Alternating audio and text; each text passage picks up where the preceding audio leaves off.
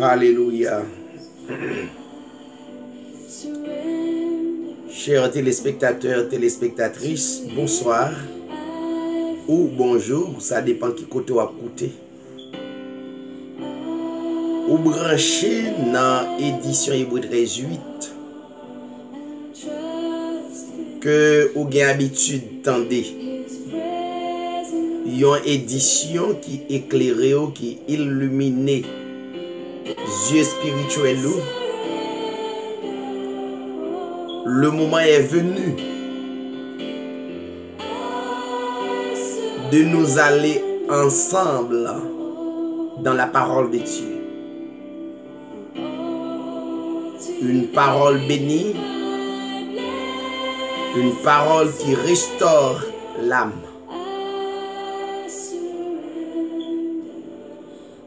C'est pour la raison pour laquelle nous n'avons pas jamais manqué l'édition ça. Restez branchés et nous voulons bénir. Ou qu'on nous déjà, non, c'est frère David Sirail qui prêt et disposé et très disponible pour permettre l'édition ça rentrer la caille. Nous saluons tout un chacun dans le nom de notre Seigneur Jésus-Christ. N'est-ce pas? Le plus grand nom de l'humanité. Alléluia. Restez branchés. Merci Seigneur Jésus-Christ.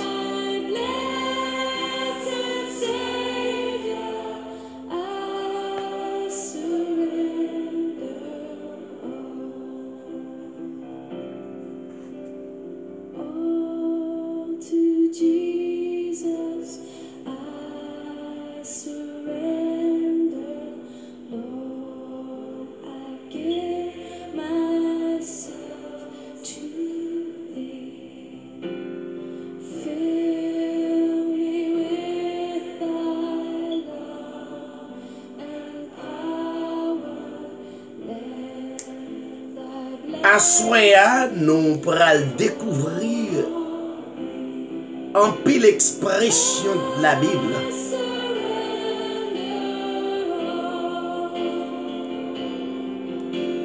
Qui t'a porté à la confusion. Nous t'arrêtons que confusion ça y disparaît. Pour disposer pour yo aller bien loin justement pour nous capables d'acquérir la réalité de la parole. Des trois expressions de la Bible. Trois expressions que nous habitués tendez et gen connaissance de yo. Yon expression c'est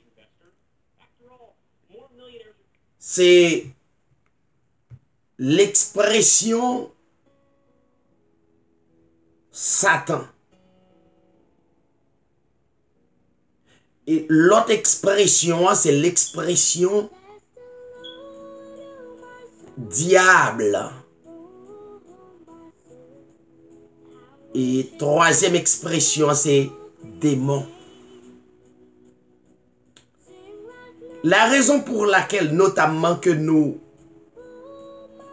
voulons totalement aider à comprendre, illuminer, penser ou concernant expression ça yo qui baille en pile difficulté, qui râle de l'autre expression de la Bible. Mais yon texte, m'pas jamais oublié pour pas annoncer au lit. C'est Jean chapitre 4, verset 24. N'oubliez jamais que Dieu est esprit. Voyez, Dieu est esprit. Dieu pas moun. Dieu te venu comme moun, mais il pas moun.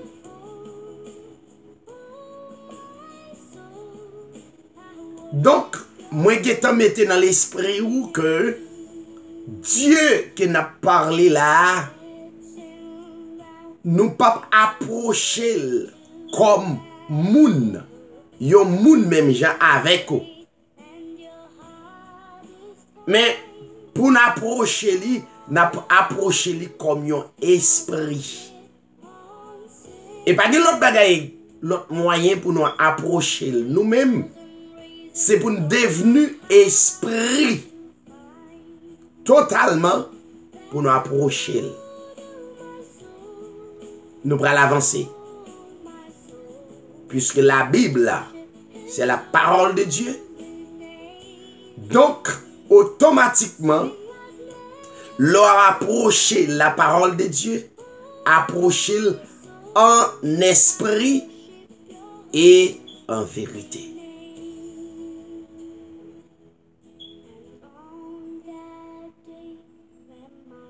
Téléspectateurs, téléspectatrices, nous allons commencer. Et nous allons suivre attentivement. Restez bénis et prends bibou et avance avec nous.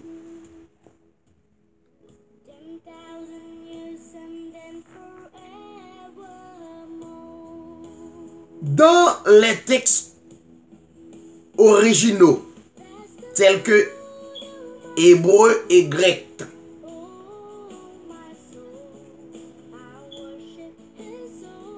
il est clair, selon la parole de Dieu, que le mot Satan ne désigne pas un ange individuel, en lequel est incorporée l'idée du mal. Mais un adversaire qui s'oppose au principe du bien ou du mal.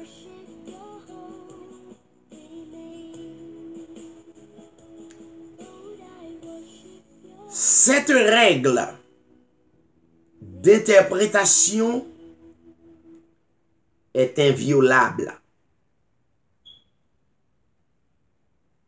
Lorsque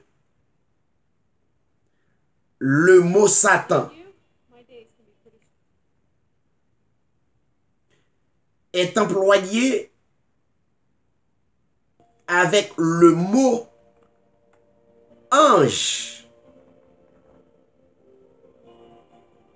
qui signifie messager,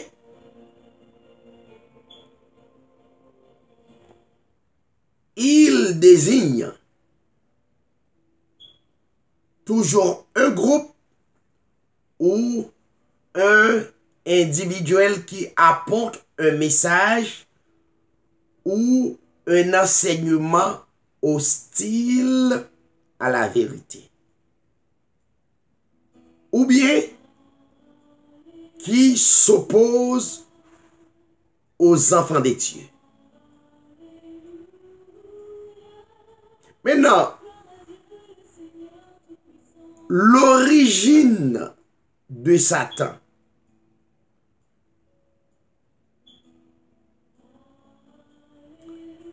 Nous connaissons déjà les personnifications de Satan comme Caïn, comme Nimrod et la dynastie des rois babyloniens. Celle des rois de Tyr, celle des rois d'Hérode, les empereurs romains, la papauté, C'est ça yo que la Bible désignait comme Satan. Nous prenons les grands qui occupaient de grands postes, qui ont pouvoir, autorité sur les humains.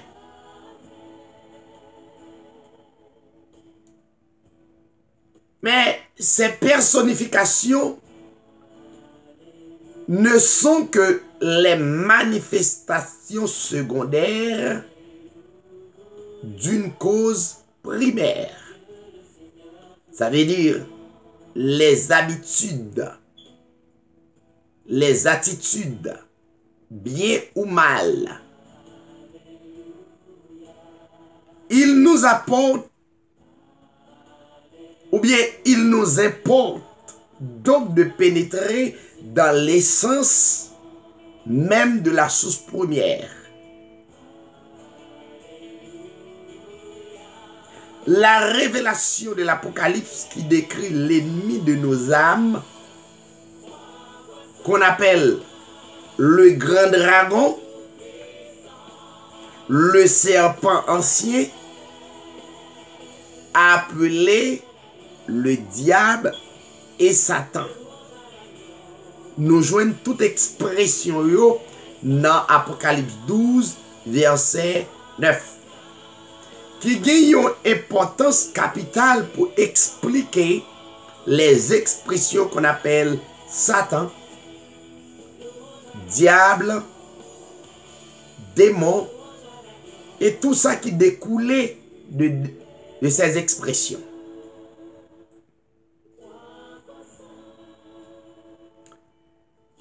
Chaque nom qui désigne l'ennemi a sa signification spéciale qui correspond d'une manière collective avec tous les autres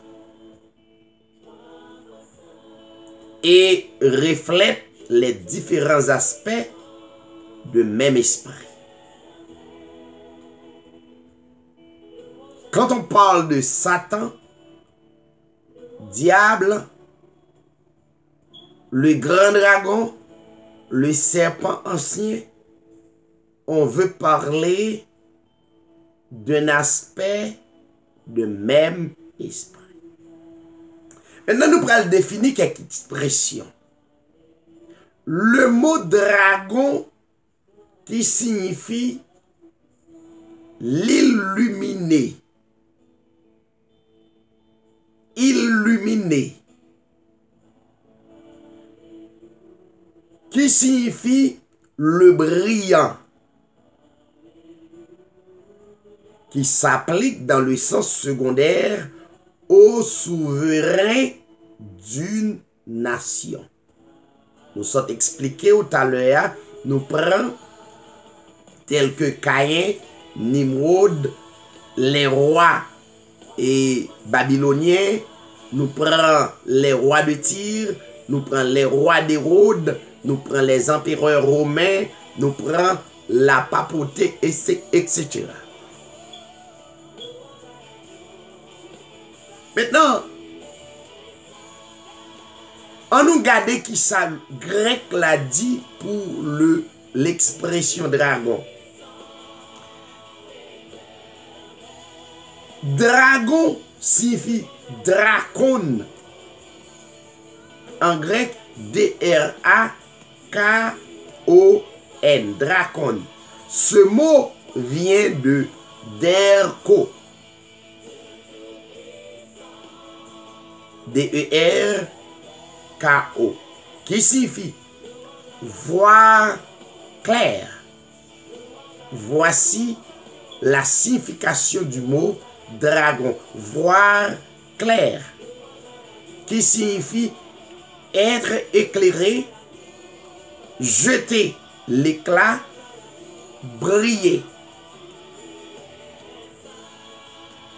Même mot ça, qui c'est le mot dragon, est relié à celui de serpent.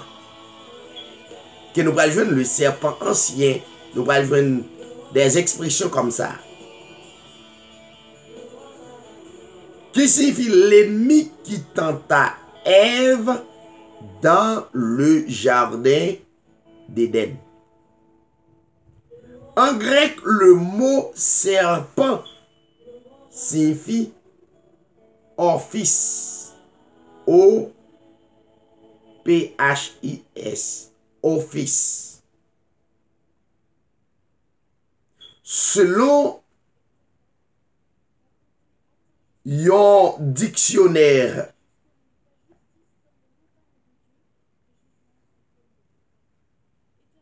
grec, un lexique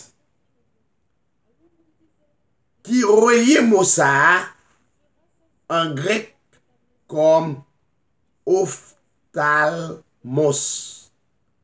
O-P-H-T-H-A-L-M-O-S.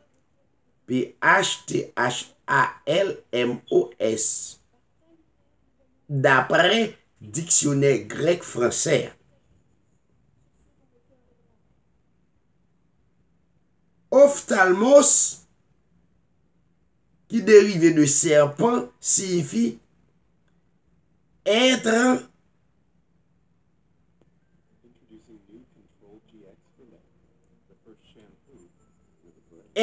considéré,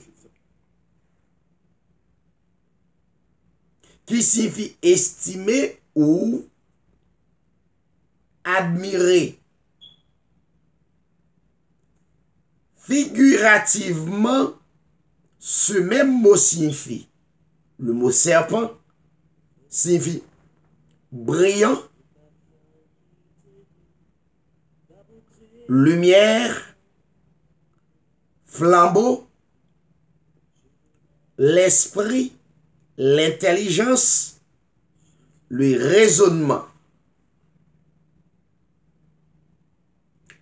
Le serpent qui tenta Ève n'est pas donc un ange.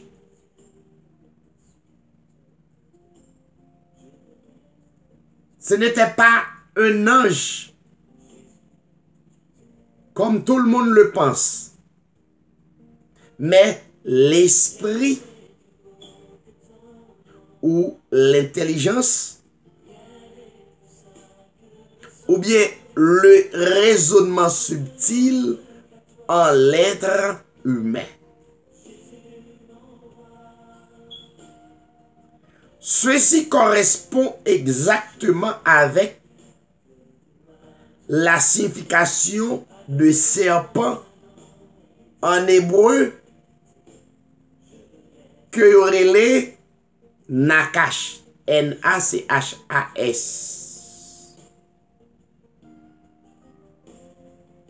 Qui est pour définition enchantement, émerveillement, charme, ravissement, qui captive le cœur ou la conscience. Séduire par des paroles rusées, raisonner d'une manière subtile, admirer, être infatué de sa propre personne. Ça veut dire séduit par sa propre personne.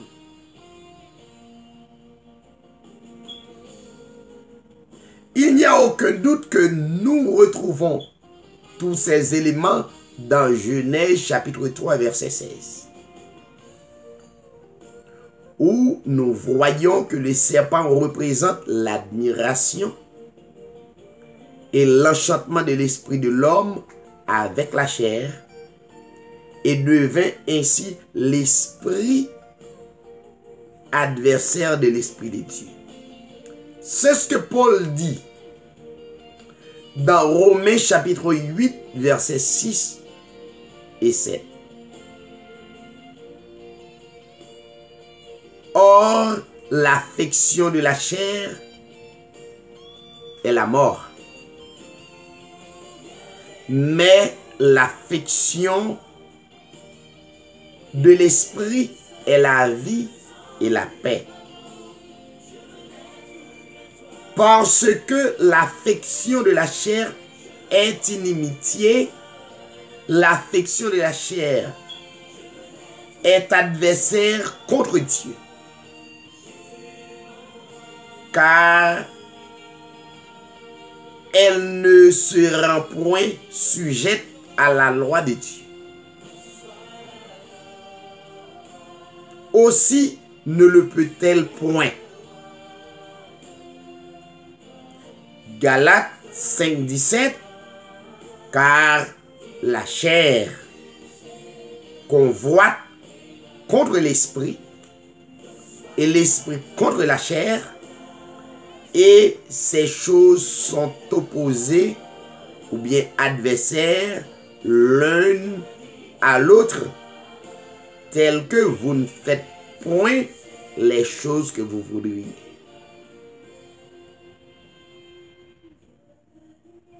Voyez, n'a fermé vidéo à sous partie ça et n'a retourné beaucoup plus rapide pour nous continuer sujet. Nous voulons porter un sujet baou, un sujet original et pour comprendre. À bon entendeur, salut. Merci.